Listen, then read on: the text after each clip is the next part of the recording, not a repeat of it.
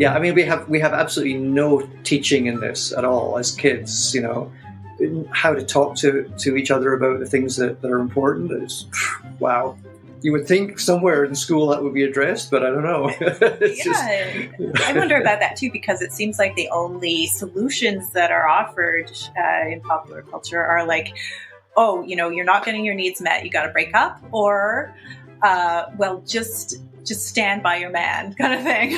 Just keep nagging. Just keep going. I don't know how you're going to do it, but just stay true.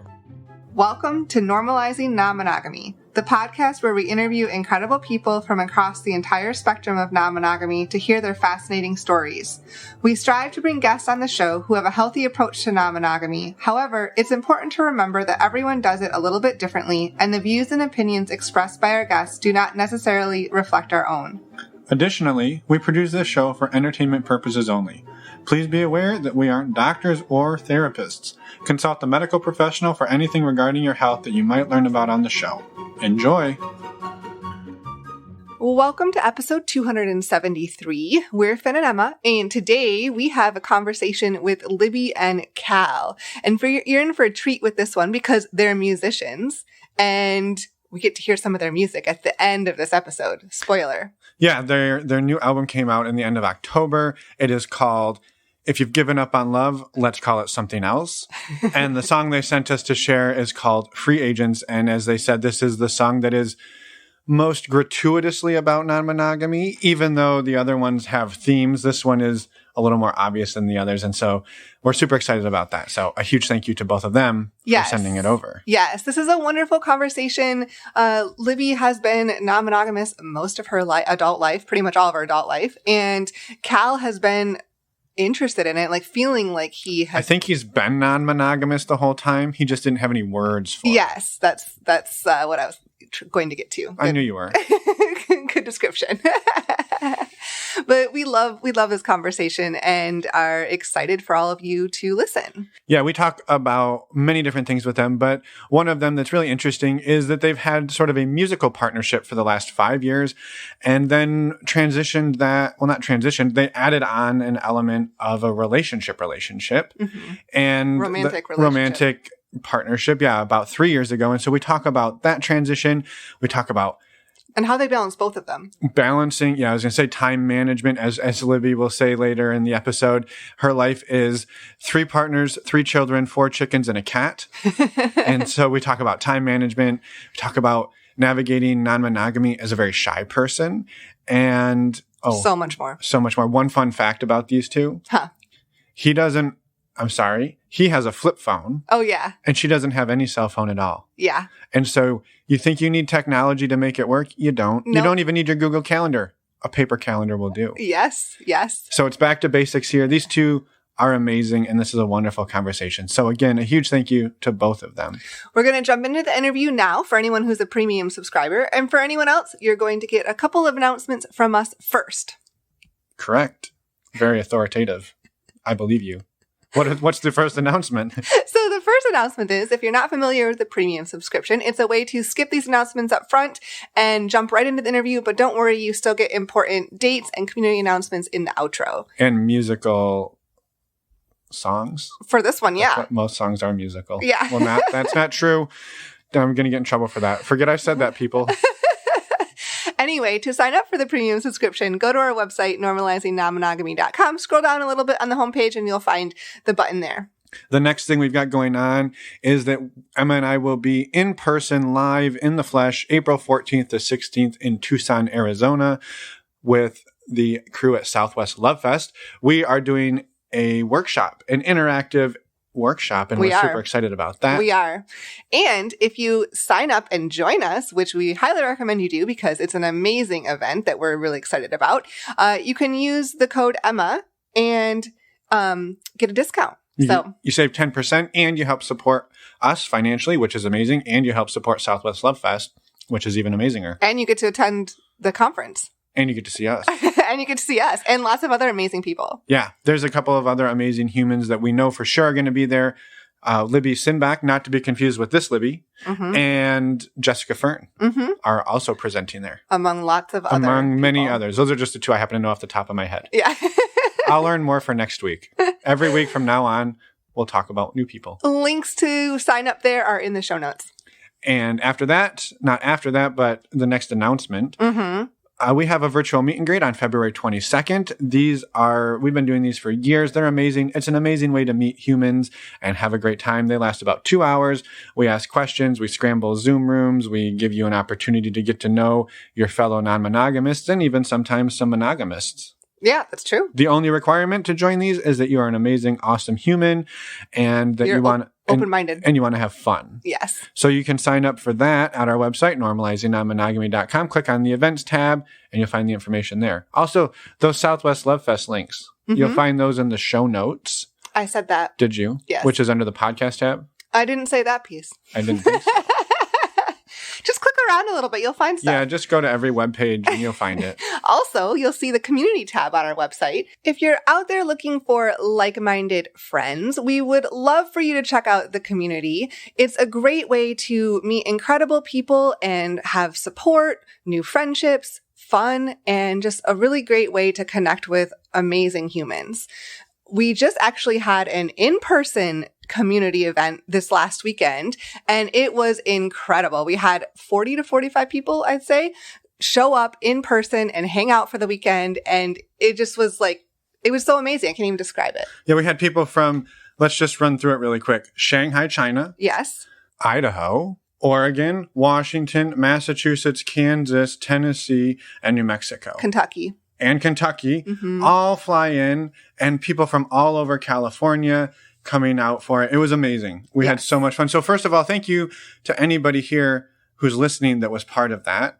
And for all of you who didn't get to be a part of it, well, we're going to keep doing these. We're probably going to do 2 of them a year. Some of them here in the Bay Area, and hopefully the rest will spread them out around the country. So if those are also sound interesting to you, we would love to have you join us. It's just a couple bucks a month. Less than a frappuccino latte mocha. You just No? stop. No, stop. And in the meantime, Pumpkin spice. Our community is pumpkin spiced. Okay. Oh boy. Threw you off? Yes, it threw me off. While the in-person part of the community is incredible, as we experienced this last weekend, the virtual part is also amazing. We have a lot of ongoing chat groups and different forums you can partake in. We have a monthly Q&A and monthly men's group and women's groups calls as well. So get in there, check it out, and we would love for you to find your community there. Find our community there. Our community and your community. It'll be everyone's community pretty soon. So anyway, again, check it out. The community tab on our website is where you'll find all of that information. We'd love to have you check it out. If you have any questions, feel free to send us an email or send us a voicemail. You can find that information on the Contact Us page of our website. We would love to hear from you about anything, community related or not. Yes. And the last one we wanted to tell you really quick is our favorite way to get tested for STIs, and we believe it will be yours the first time you try it. STDcheck.com. STDcheck.com, in case you weren't listening. It is fast. It is easy. It is affordable. It's $129 for a 10-panel test. And again, this is a service. This is a service that Emma and I use and we love, and we've been using it for years. So check it out. All of the people who use it every month can't be wrong. We would greatly appreciate it because the links on our website save you $10 and they score us a little bit of kickback, which helps support us so we can keep bringing you this amazing podcast. Yeah. And amazing conversations with people like Libby and Cal. So I think we should go talk to them now. Should we? Yes. Let's do it. Welcome to the podcast, Libby and Cal. We're excited to talk to you today. It is a Monday morning and glorious out there. So welcome to the show. Thank you for joining us. How are you today? We're happy to be here. Yeah, Thanks. It is a glorious day. It's absolutely beautiful. Cold, but beautiful. Excellent. Yeah, excellent. Well, do you mind introducing yourselves at whatever level you're comfortable? And that way we know a little bit about the two of you, because we actually don't know anything about you two. And then we'll go from there. Yeah, no problem. We are Libby and Cal. I'm Libby. He's Cal. We are musicians in Ottawa, Canada. That's why it's so cold. I don't know. What do you want to say? I'm originally a transplant from Scotland, so that kind of explains my accent. It's somewhere mid-Atlantic. I'm edging almost towards Iceland now, I guess. So if you can't understand me, I'm sorry. It's my accent. So. It's charming. Well, it does make, it is. Yeah. And it makes more sense. We thought you were just practicing for a role or something. So. I'm acting. I'm doing Irish today. I love it. Well, what is the relationship between the two of you sort of as it stands today? And then we're going to go back in time and figure out how we got here. Well, I'm going to add a quick question. It's like, how long have you two been together? I guess as musicians, what has it been, like 5 years? About that? Yeah. And then on a personal level, 3-ish? Yep. Awesome. And what does that look like for you two, just on like a day-to-day basis or sort of just high level? Gosh, that's a hard one to answer because the dynamic it's easier to talk about it in a historical dynamic because of COVID restrictions and all those sorts of things. But and it's also hard to separate the music and the relationship. Often we get together and it's music based. So we get together, we need to practice, we've got shows coming up, this and that and the other, but it's still quality time.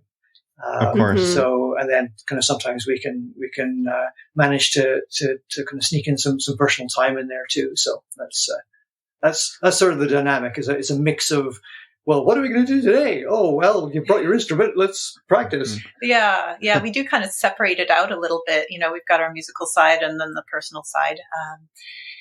And we don't live together. It's actually about a 1-hour commute between our houses. So that complicates things a little bit also. Yeah, I love it. Well, we happen to know that non-monogamy plays a role in your lives. And we also know, because of the secret magic of podcasting, that your story sort of developed individually. So maybe let's start with, I guess, Libby, your side. How did non-monogamy come into your life and when and what did that look like? Yeah, so a long time ago, my first boyfriend lent me his copy of The Ethical Slut, and I had a look at it, and my first impression was, oh my God, no way. I'm not doing that. And I gave him back the book. And a couple of years later, we were still together, and I brought it up again and said, hey, about that book, I might be interested in trying this. So I've never actually been in a monogamous relationship in my whole life. Wow. So kind of what was that change for you? We were quite young. So we got together in high school and then moved out together. And then I was suddenly in university and there were so many people around. I was getting a little excited. You know, just like the whole world seemed to be opening up to me. And I thought, well, I don't really want it to pass me by. Yeah. So he brought you The Ethical Slut like in high school? Yeah. I was like, wow. I was like 17. Wow. I was going to say, like, well, what was it that like turned you off from it? But I mean, I guess it's still a valid question. Just because you were 17 doesn't mean it couldn't ring true for you, right? However, you're also 17 and it's hard to know. Yeah. Right. Yeah. I mean, I was a lot more insecure at that time, like a lot of teenagers are. And I figured, I'm such a weirdo. I found one guy in the world who likes me. I don't think I'm ever going to find anybody else in the world who likes me. You know, I better hang on to him. Yeah. Yeah. Yeah. And the prospect of opening that up or let's invite some trouble into this dynamic, right? Basically. And let's invite some risk. Yeah, for sure. I can see that. And so you get into college though, and you're like, maybe we want to see what else is out there. How did that transition go? I mean, of course it was rocky. I was young and foolish and, but it wasn't that hard because it was kind of his idea in the first place. And then I brought it up. So it wasn't coming out of nowhere. It wasn't out of left field. It was like, maybe now is a better time to try this. And, it didn't take him very long to go out and find his own partners either. So it kind of happened at the same time, which makes it easier. Yeah. And what did it look like in terms of a structure, like how you two approached it and what sort of that growth was for you during that time? We were living together. I can't even remember I think we found partners on OkCupid.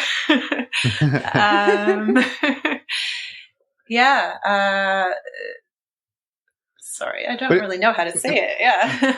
No, it was something that sounds like you sort of explored individually. You weren't going out together to clubs or finding couples to date together. It sounds like it was more of a solo journey for yourself. That's correct. Yeah. We never shared partners or anything. Yeah. And that was the point of no return. It sounds like you haven't gone back to monogamy since that point. Maybe for periods of my life, but like I said, I've never had a fully monogamous relationship. So with one of my current partners, I would say we were effectively monogamous for a year or two, something like that, but not as a way of being. Correct. Yeah, that makes sense. It's just sometimes relationships go in and out of being monogamous, non-monogamous. It ebbs and flows as life happens, and as you sometimes there's nurturing for that relationship that you're focused on too, and there's nothing wrong with that. It's just kind of the way it works sometimes. Yeah. It's kind of like if you're single, it doesn't mean you're going to be single forever. It's not your identity, right? It's just Sure. Yeah. How about on your end, Cal? What did the precipice, the journey? Where did the journey start for you? And then we'll kind of maybe bring the two together and talk a little bit about just sort of why non-monogamy works for both of you. So yeah, we'd love to hear your side of it, Cal. For me, it was it's odd because it's even further back than Libby, and an experience that we currently have a song about. But I remember as a pre-teen that there was the girl next door and her friend, and we ended up, kissing in the shadow of the garage, for hours on end, perfectly innocently, if you like, but it felt entirely normal to me and to them. And that experience was sort of then superseded by a classical Scottish Presbyterian idea of, monogamy and relationships are, sacrosanct and all this. And so that sort of swallowed that feeling of being absolutely correct, that had been occurred at the time. So there was a long period where I was trying to fit myself into this box of monogamy but it never felt comfortable to me to be requiring one person to be everything to me. And so I would go out with people, but music, of course, was a big passion. So sometimes I would go out with musicians, and sometimes I wouldn't. And and I'd always be missing some part of what was important to me in my life in the relationship, but not feeling that I could go outside of that because, well, that's wrong. I had no reference material. I had no idea of that non-monogamy was even a thing, and let alone the word polyamory just didn't exist in my sphere. So I think I've struggled with that a lot through my life because I've never felt that I should be, requiring that everything from one person. And then about 10 years or so ago, I was dating a girl and had a very this is after kind of a marriage breakup with an affair, which of course was most people's way of expressing or kind of the fact of discontent or needing other other ways of kind of stimulation. And so I was dating the girl that I had the affair with, and somebody else introduced me to the idea of polyamory. And this person I was very interested in a particular sphere, and everything seemed to the light seemed to go on. It's like, there's this thing, it actually exists, that you can have different relationships with different people, and they all mean something. And it was a real just light bulb, and everything just seemed to click. Like, yes, this makes so much sense, and all my life I've wanted to know this, but I have only learned it now in my my 50s. So so it was that was sort of where I came to it. Yeah. So like prior to that, it sounds like you had that little bit of an introduction, maybe in experience when you were a little, like a preteen. Yes. And then never really felt like you fit. Like you were it sounds like you were trying to mold into society and what it tells you to do and everything. But like, this doesn't really work. This doesn't really work. And then led you it took till 10 years ago to figure that out. And and it's I hadn't even thought about that experience, until a few years ago when it's like, it's not that caused my kind of desire for non-monogamy, but it's the feeling of this feels just right. That was the experience, and coming back to that, as an adult, it's like, all this just does make sense to me. So, I'm curious, like at whatever level you're comfortable talking about the detail, like to go from it sounds like an infidelity. You were dating this woman that you had the affair with, and then somebody else came to you and said, well, how about this other way? And so now you're taking polyamory to somebody that you had an affair with, and you're interested in this other person. How did all of that, and ending another relationship, right? Like it sounds like your light bulb went on, but like, what did everybody else's light bulb? Very good question.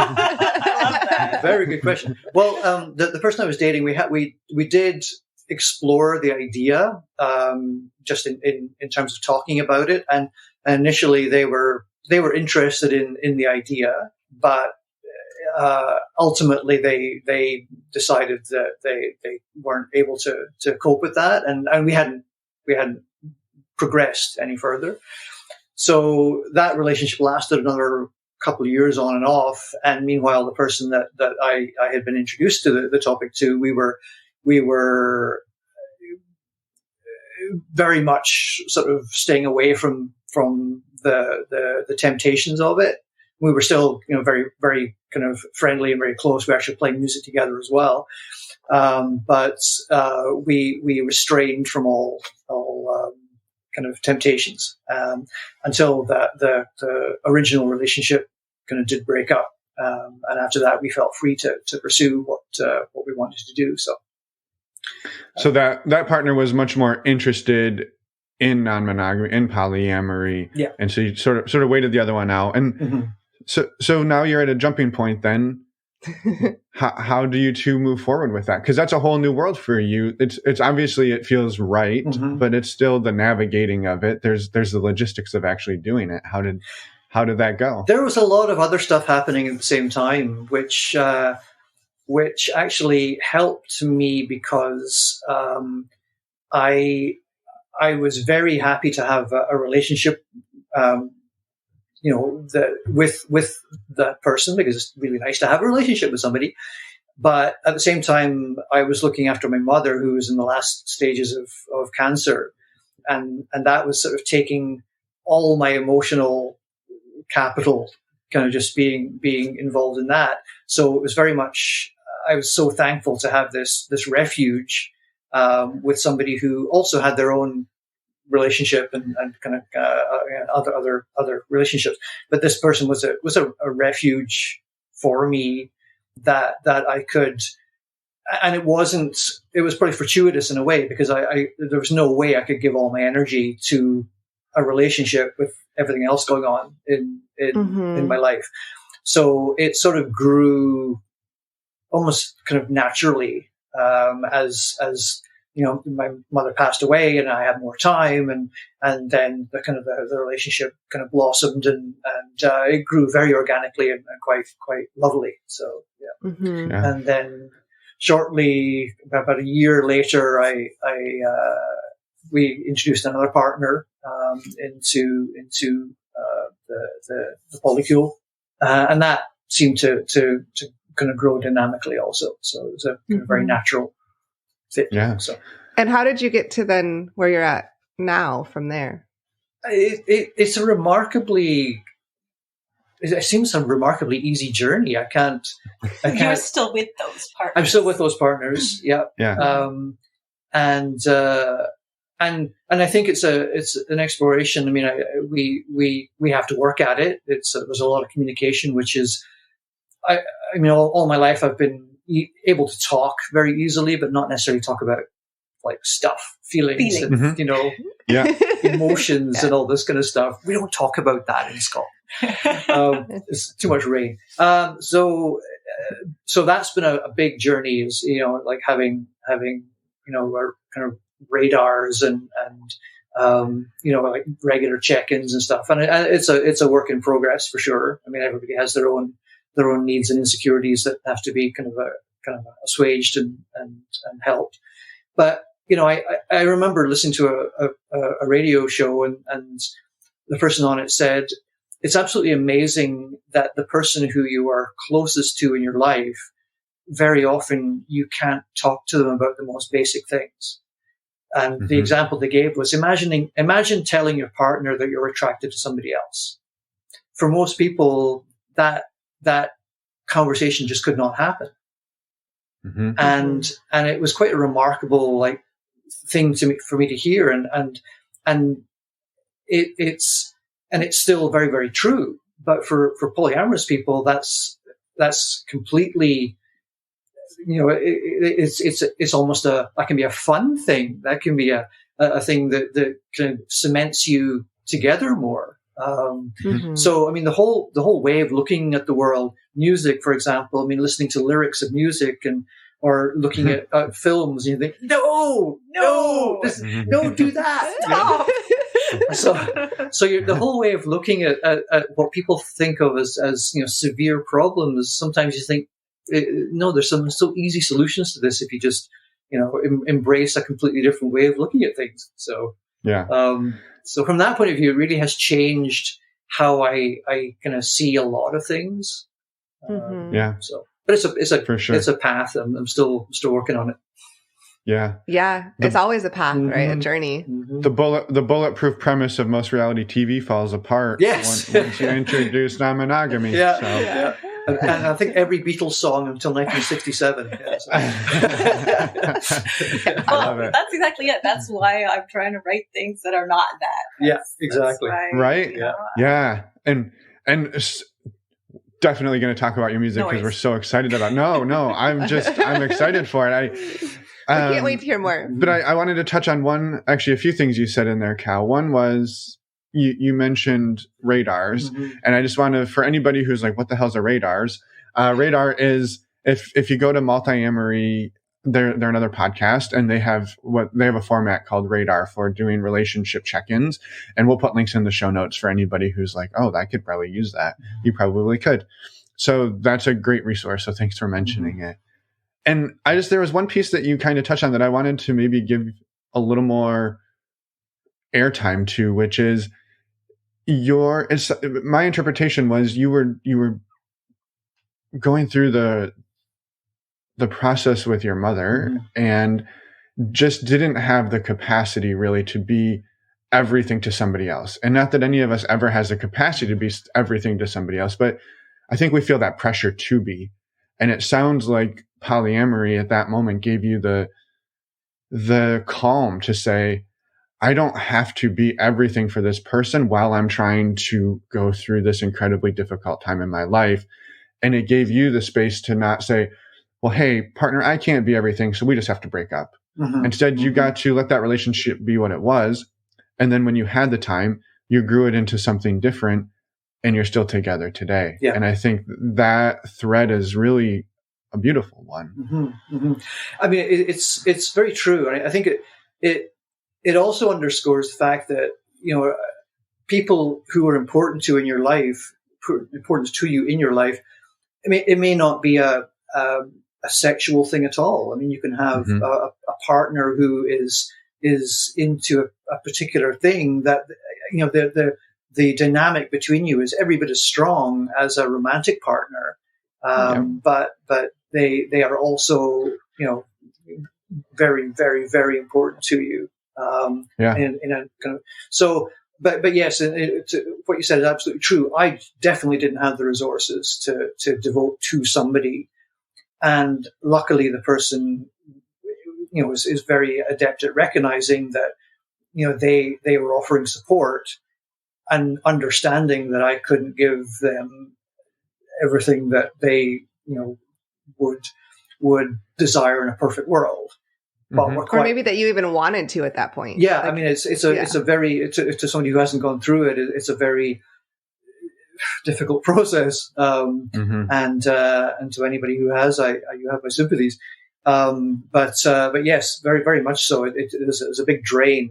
And the fact that there was another way than just saying, sorry, I can't do this right now. And instead saying, I'd love to do more, hang in there. And we'll get there.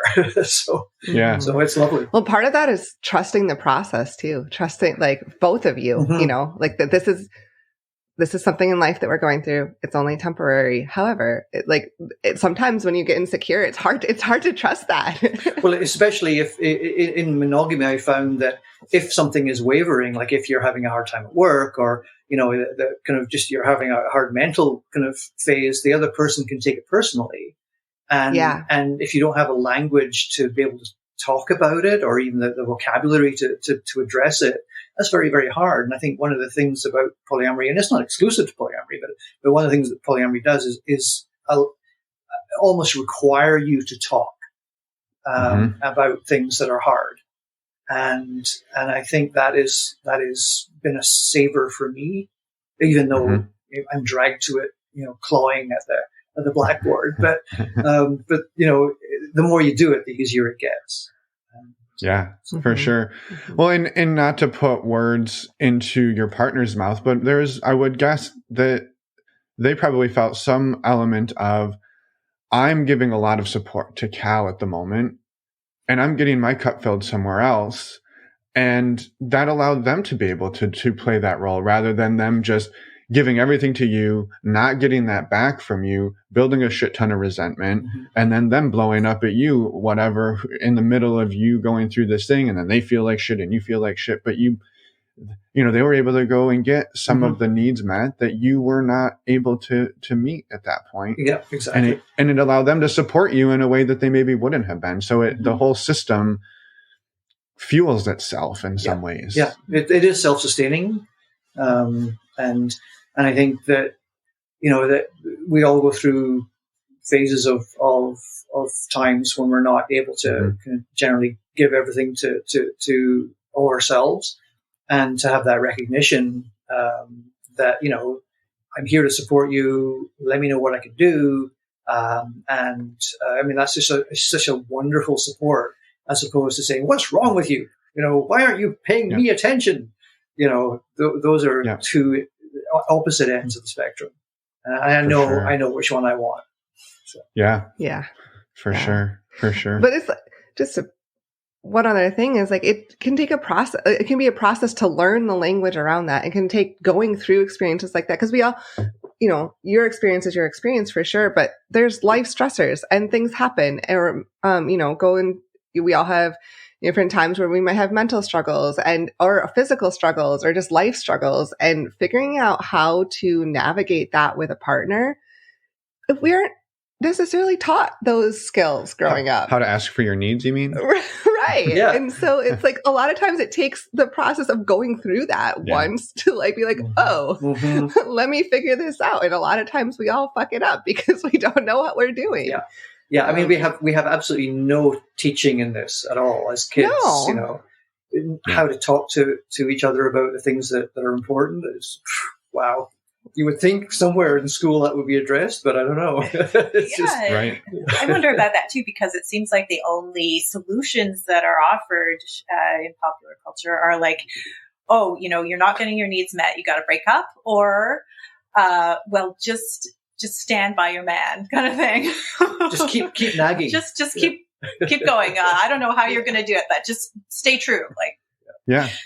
Well, you have to, right? That's what you took those vows. Mm-hmm. So there's like, it's forever and ever, and you don't get to question it. If you got married. If you got married, well, yeah. Or you're just supposed to power through. Yeah. But even if you aren't married, like it's just oftentimes a societal expectation. Yeah. I think it's changing. I think it's changing slowly, but yeah. Luckily, Emma married somebody who has been fantastic at asking for his needs, so it's been great.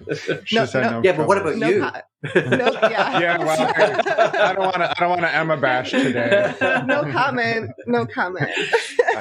I would love to hear on your side too, Libby. Like this process for you coming through university, opening up a relationship, figuring out how to do that, because I can't imagine that.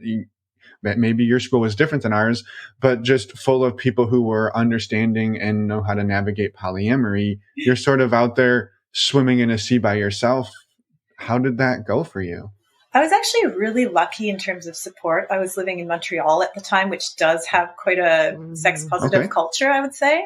And there were things like OkCupid was a really good resource. That's where we met a lot of people. There were poly meetups even nearby to my place. So I did go to those. My partner started dating somebody in the neighborhood even who was like very well versed, and she came into that relationship with a whole like checklist, so are we going to have, PDAs? Are we allowed to talk about her? Like she had a whole interview that she put him through. I was very impressed. It's not my style, but I was very impressed. So it actually wasn't that hard. I remember like one friend seeing me with my other partner and being really weirded out by it, like giving me kind of a dirty look. But other than that, Montreal was a good place to be for that. I didn't feel alone. Wow. I love it. Yeah. That's amazing. Mm-hmm. Well, and I love that. Yeah. You just like, that was your experience. Like that's just, it's unfortunately not that common. To have that much support around you. Yeah. I mean, it was still hard to talk about with some people. It's certainly not something still that I talk about with everybody, but yeah, for sure. Well, and I'm just curious, like over the course of your life and your different like relationships, it sounds like you've had multiple open relationships in some form. Yeah. Like what has it journey been like for you? How have you seen yourself grow in that experience? Which is a big question. It's pretty huge. It's been a very positive thing overall for me because, like I mentioned earlier, I was very insecure, and being able to find that there are lots of people in the world who want to spend time with me. It's not like I needed to pump myself up about being a desirable woman or anything. It's more about like, oh, this world is full of amazing, interesting people, and I'm so curious about all of them. And actually, a bunch of them want to share that with me. So I feel really lucky. Yeah. Well, and probably how you share that with different people looks very different, right? Maybe it's music, or maybe it's movies, or maybe it's pick your interest, and maybe the depth at which you go with people is maybe not all the same. Yeah. I mean, I'm kind of a shy person, and learning that I need to communicate in all kinds of relationships has been really important. Just, sexual or not, just realizing like, here are the kinds of questions that I need to ask. These are my needs. How can I, make them known? Can I push on you for a minute? Because I imagine there's a whole bunch of shy people going, I'm too shy to do polyamory. I would love to do polyamory or non-monogamy of some flavor, but I'm too introverted. I'm too shy. How have you? I mean, you've got multiple partners and you're on a podcast doing it. So how have you made it happen? How did we get here? Thank God for the internet. I mean, I was really lucky to grow up as the internet was getting mainstream, right? So, I think that's helped a lot of people not feel alone. Gay, lesbian, trans people, certainly they've found their people online. In terms of shyness, I really don't think that I have the answer to that. It's just been a lot of years of doing it and realizing what's important to me. And is it so important that I'm willing to talk to somebody about it? And the answer has been yes. So it's just a passion deep from within. And if that feeling is strong enough, then you will push yourself to take those difficult steps. Same thing with music. I'm a shy person, but it's so important to me to express myself that I will get up on that stage, Yeah, I love that. I think the piece too about technology and the internet is really valid, for people who are shy or introverted. This is something that I know for myself. It's easier for me to send a text, right? And it's easier for me to have a really great in-person conversation if I've laid some groundwork via text with somebody, because I feel a little more confident. I build a little rapport where I'm safe, and then I can go outside of where I felt maybe as safe and take that to a different format. And so I think there's something to that too. Yeah, I totally agree. Email is a really wonderful tool for me. And I know that there are certain things that I'd rather say in person, but yeah, if I can say hey, I'd like to get together with you and talk about what we're going to do on Friday, or, it can be something simple. And that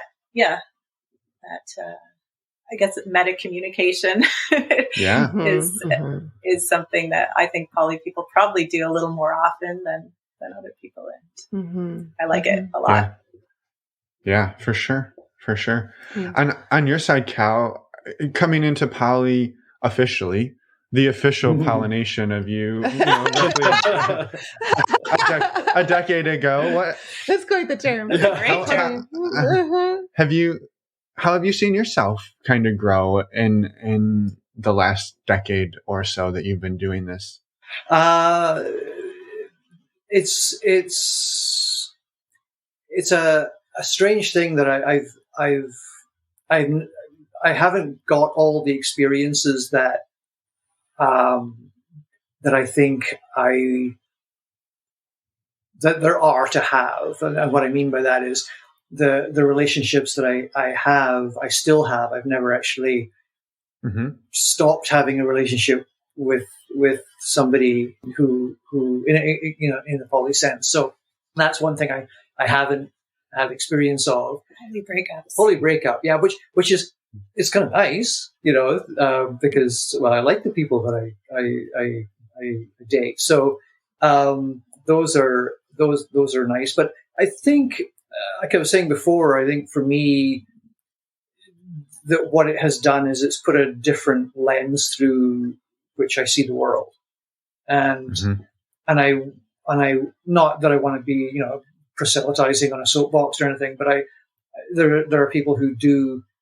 I get conversations with friends and they're going on and on about A, how miserable they are, or B, how lonely they are, or how they feel threatened about their partners, kind of work colleagues or whatever it happens to be. And I say, well, I have a solution for that. Well, yeah, I know about that, but that's your thing. It's like, but it could be yours, Right? That's just you, Cal. You're the only one. That's your thing. Yeah. And I think that's sort of the hardest thing, because it's hard to talk to people whose minds are so closed about something that seems entirely natural and normal to me.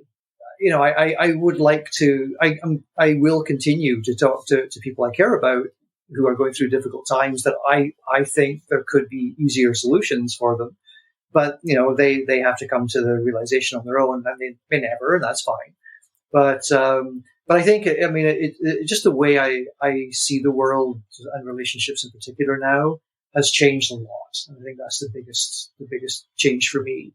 Because, as I say, the relationship, it's not like, the way that my relationships are feels entirely normal, but it feels entirely normal. And going back to that story about, that when I was young, it's the other part of my life that seems abnormal now. The monogamy and the marriage and the struggling in the marriage and so on. That's the odd part.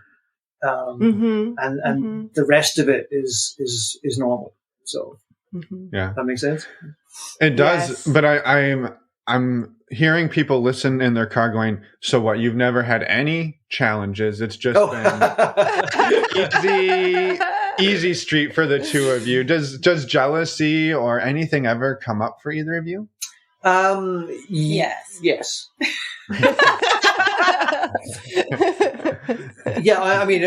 Speaking, I think time management is a big issue, and making sure that my partners feel that they are not being, diminished or that it's not that, I need equal treatment or anything like that, but just to feel needed and feel as, that there's a strong relationship there still all the time.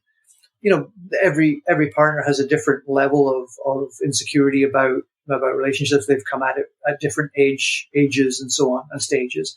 So navigating that, it's not a one size fits all. And definitely there's a lot of times when I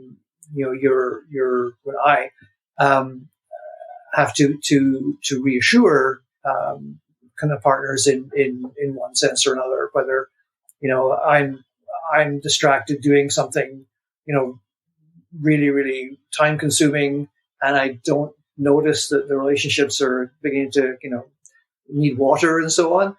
I'll need to make sure that I check on that, and I'm not very good at doing that yet. So that those are things that still have to be managed. It's not just because you're in a polyamorous relationship doesn't mean every problem disappears. In some cases, you're magnifying the problems or multiplying problems because you've got many partners to deal with and make sure that everyone's feeling happy and secure and or at least contented and secure in the relationships. So yeah, it's not a panacea. No. Right. Yeah. For sure. Yeah. It's part of the journey, right? But it's lovely. Yeah. Yeah. Yeah. And how about for you, Libby? Yeah. I guess I don't see myself as a very jealous or insecure person. And it's not that I have never felt those things, but I've, I guess, worked a lot on managing them. I'm not sure if this is the healthiest way to go about things, but I like to kind of logic the pain away sometimes. I just look at it under a lens and say like, oh, I feel really sad that, Cal is spending so much time on this other project right now. But I can understand why he's doing that, like even if like I wish I were there too, I can see, oh no, but this is important too. I'm like, okay, no, this makes sense that he's doing this, right? So if it makes sense, then it's a little easier for me to digest. Also, just channeling feelings into art helps a lot. Let me just make a note of this. Okay, all right. Yeah, so I mean, either I can kind of logic the pain away, or I can use it as an opportunity for growth. I know that sounds really cheesy, but it is something that you've got to learn how to do. Yeah.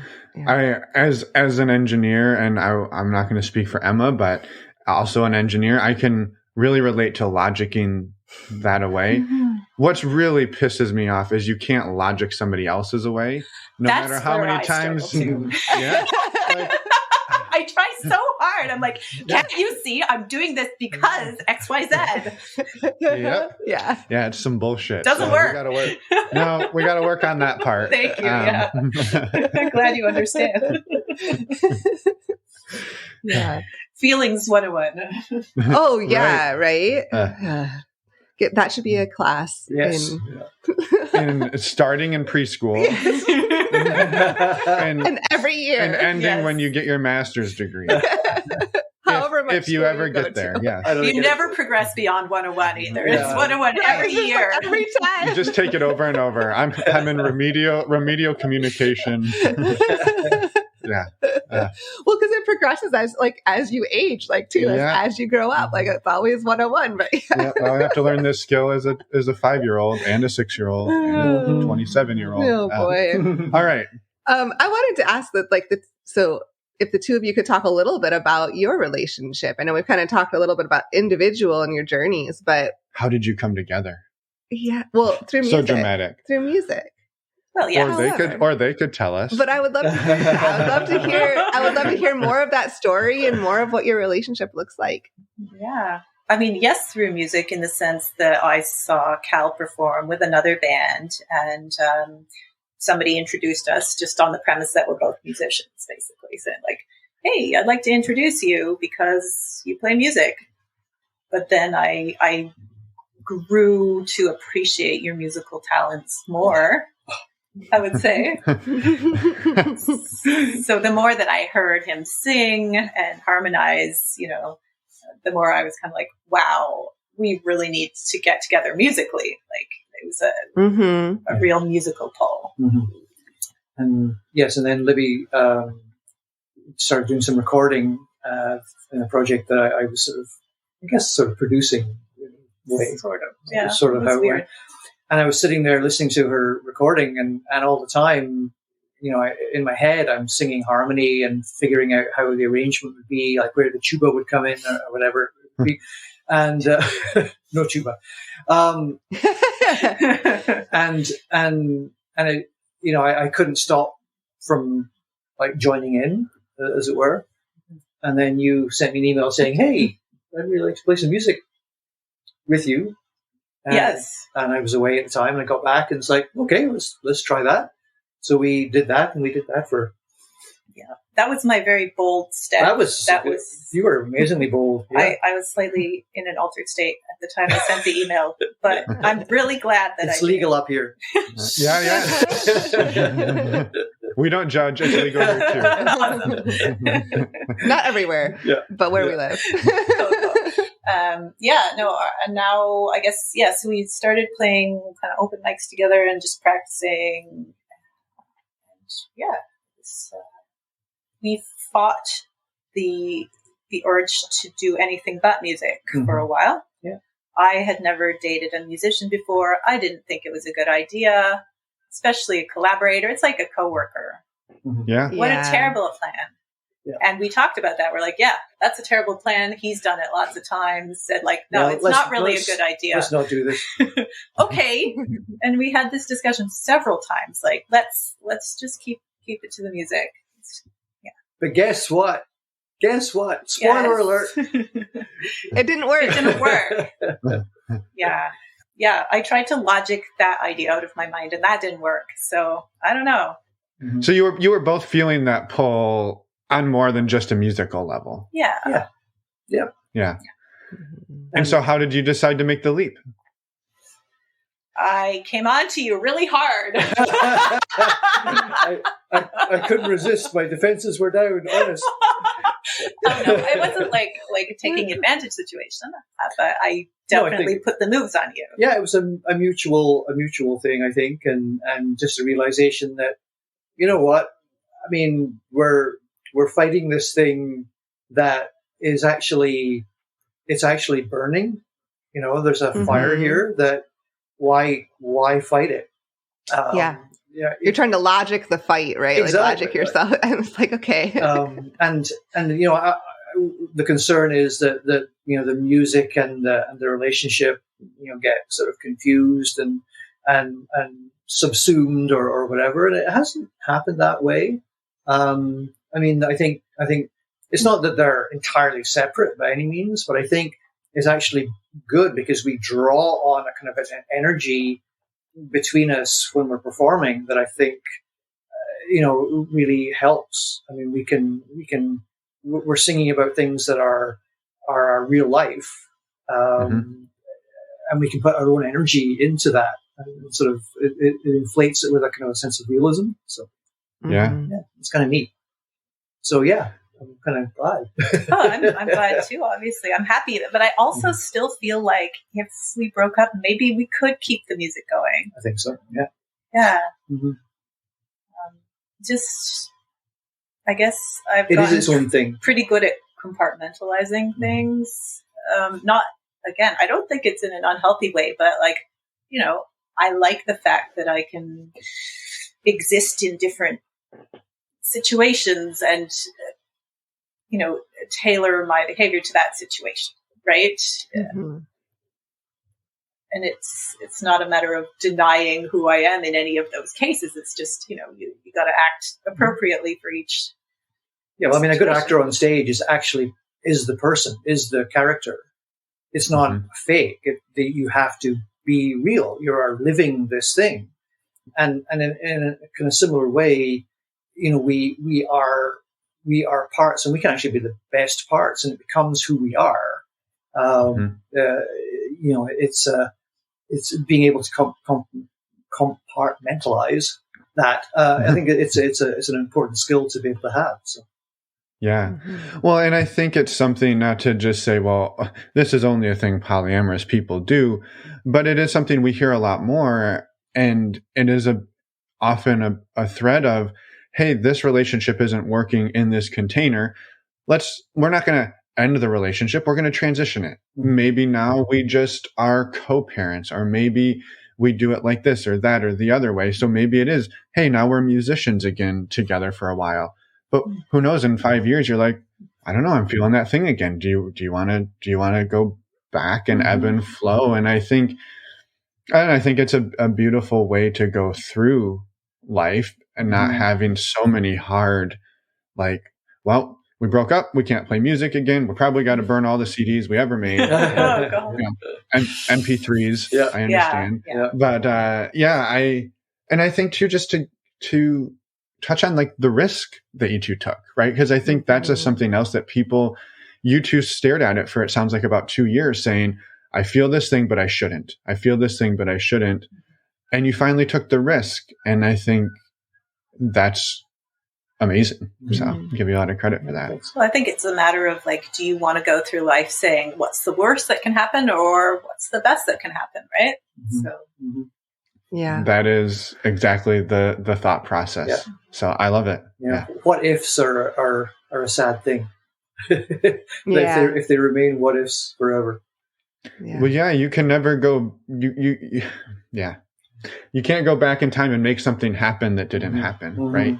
And so you might lose out. You could have sat around and argued in your heads for another 2 years and lost out on 2 years of amazing relationship being together. And so, yeah. The other thing to throw into that ingredient to throw in, of course, was COVID, because that actually dramatically diminished the opportunities that we had to even spend time together doing music, let alone anything else. Yeah, we got together right before COVID. Literally right before.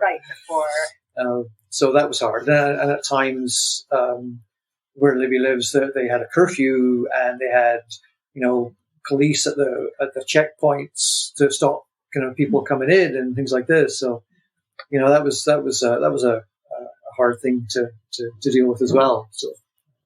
Yeah. And not enough pot in the world to make that feel good. No. But I did have several aunts who needed eye operations, which was my excuse for giving to the police to come over and kind of visit and play music. So, and you persevered. We did. We prevailed.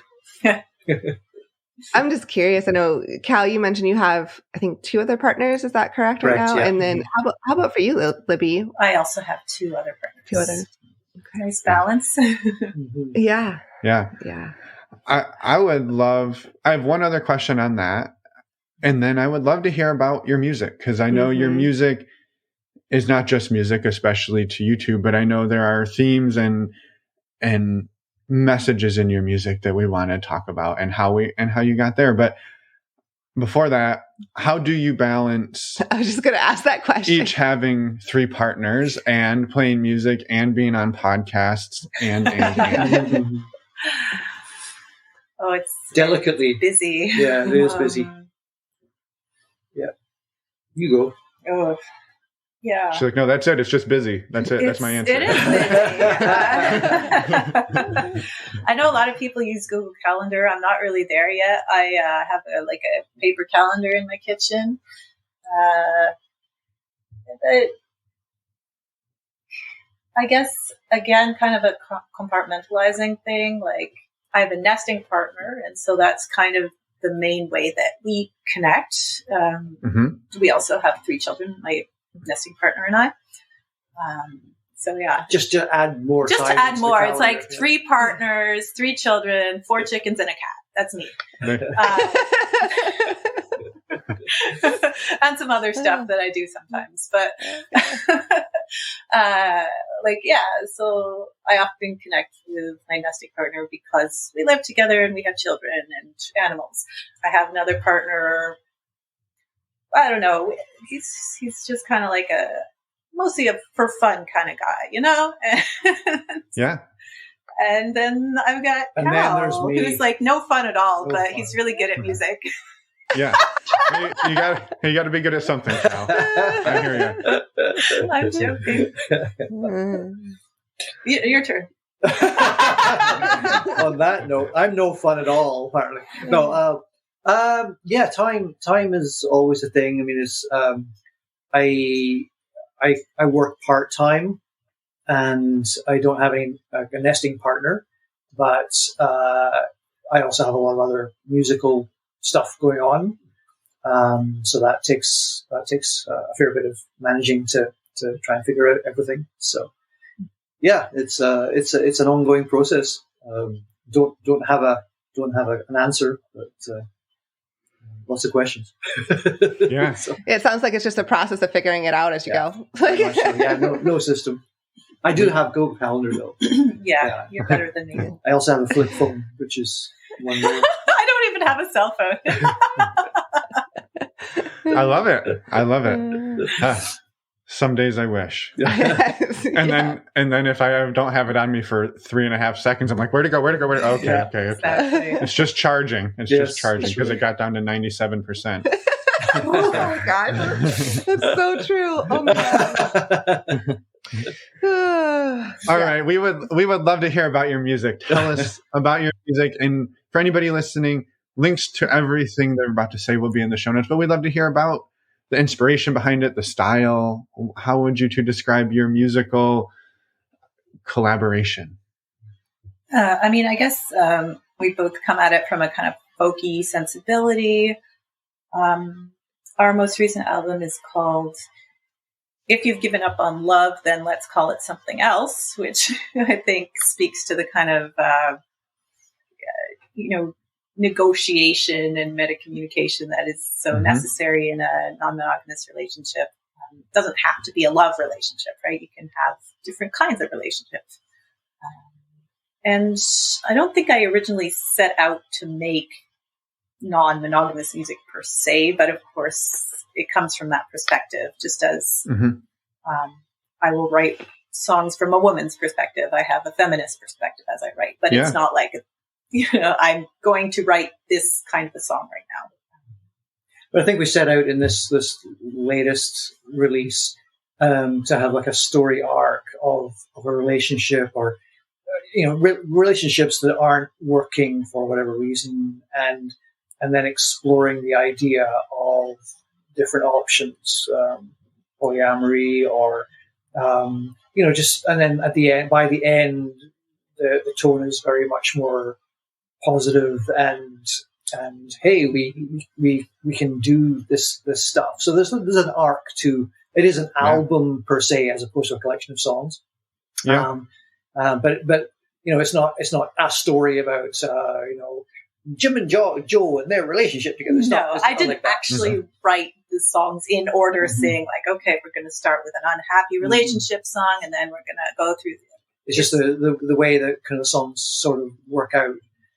But there's very, I like exploring the themes. It makes regular audiences sometimes a little uncomfortable. I love that, but it's not so blatant that they run away screaming. You know what I mean? It's kind of like this sneaky messaging.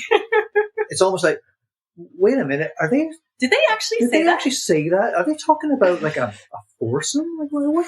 You know? So no. How can you think of such a thing? You're mine.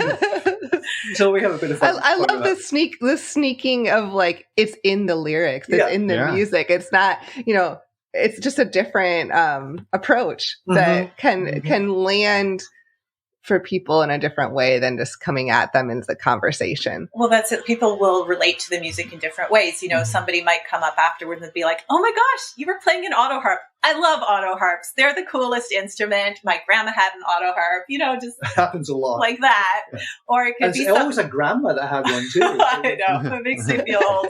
But sometimes it'll be like a kid basically, or a teenager coming up and being like, oh, wow, I really had an emotional resonance with that song.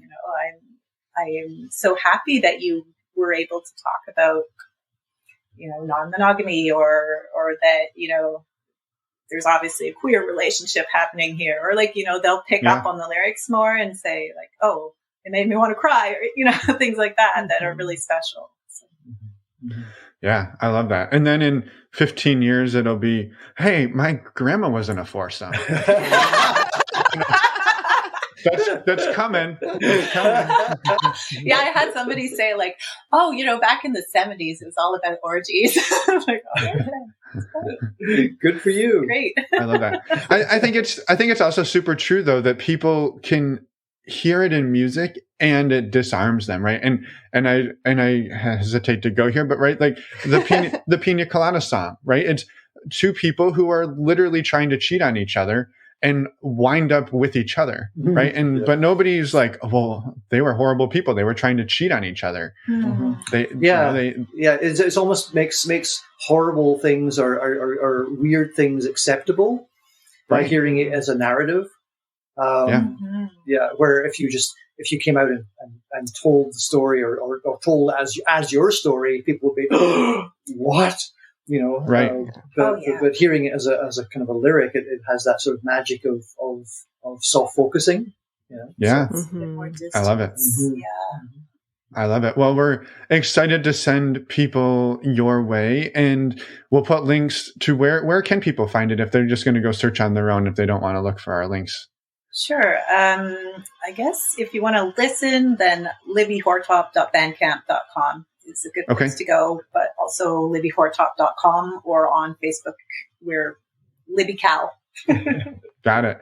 Well, links for all of that will be in the show notes, and we're just excited for that. Yeah. And we've covered a lot of ground today, but is there anything else that either of you would like to share?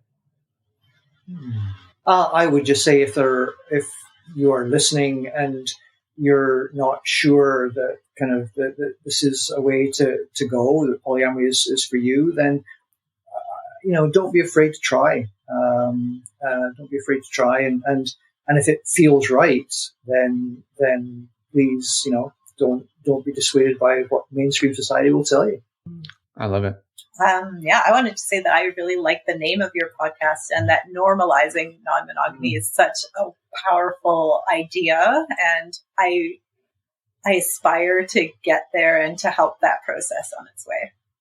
Yeah. Well, thank you. And you go. Well, I was just going to say, thinking about when we came up with the name, it was like we hesitated for a long time because it's so long and it's such a mouthful. It is. And but I'm glad we did it. And what were you going to say? Well, when you emailed us, it was about potentially using your music on our show. And I just wanted to speak to that really quick, because we tried one time to change our music.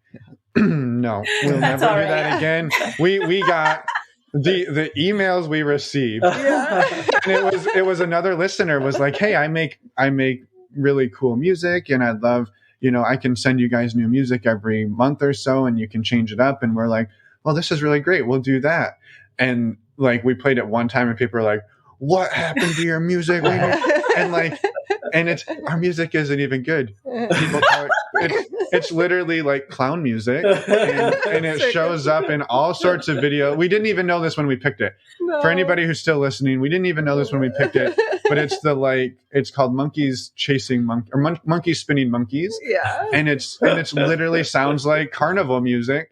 And we picked it just to be cheeky. And we'll change it someday. And 4.5 years later, we're still using it. Cannot change it. But what would be cool is actually we could, and we can cut this out if we don't. No, I'm not changing it. No. You can take over emails. I'm not saying change it, but what if we just put a little excerpt of their music here? Well, let's do that. At the end of the episode. Or even at the beginning. Why not? We can still keep our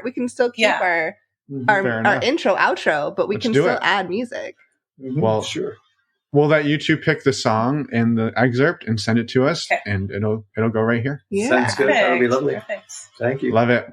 Well, thank you both for reaching out, for coming on, for sharing, and we're just excited to get your story out there. Well, thanks for doing this. Thank you very much.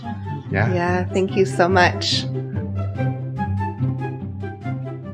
And we're back. Thank you so much, Libby and Cal, for the amazing conversation and for the music, too, putting all of the amazing work out there that you do.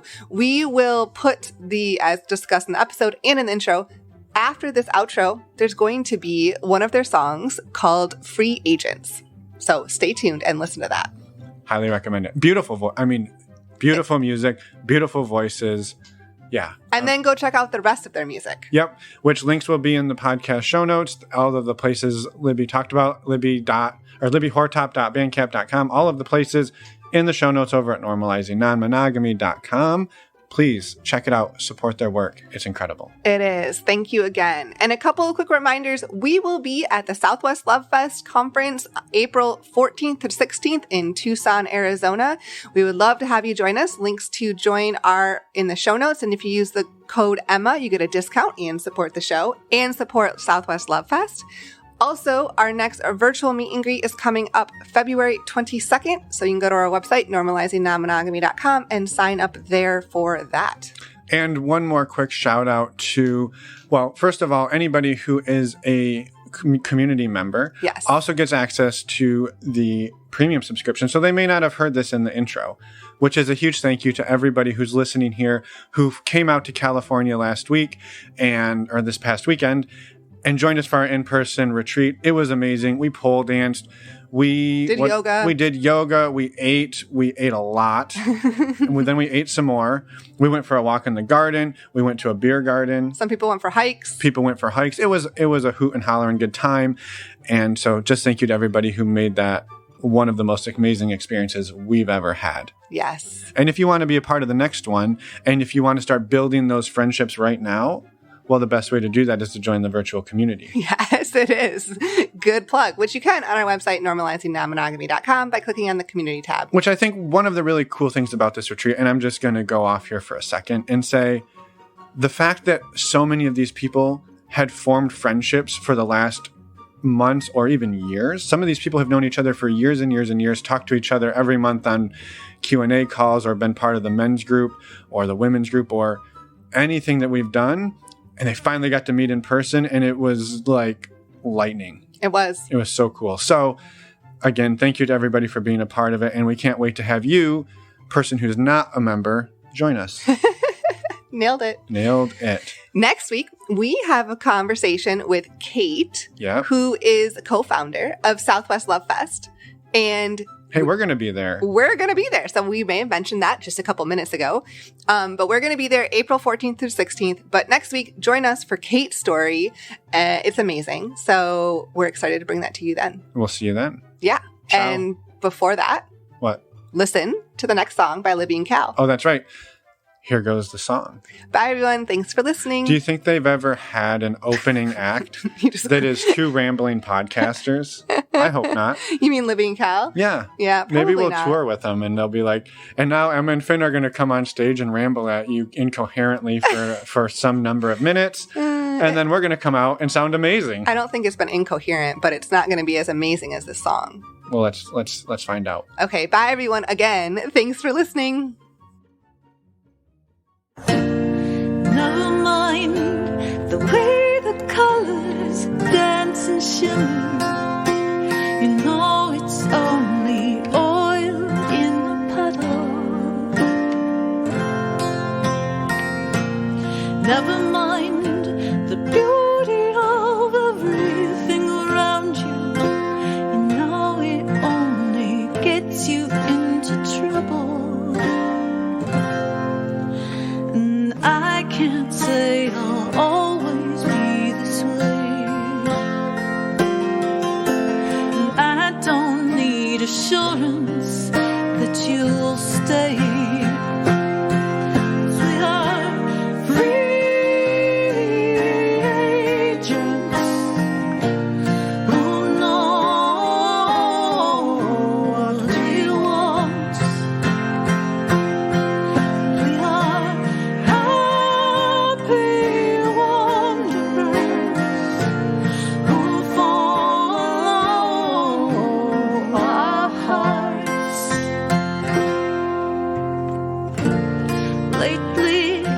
Prefer the lack of clarity to the feeling of obligation.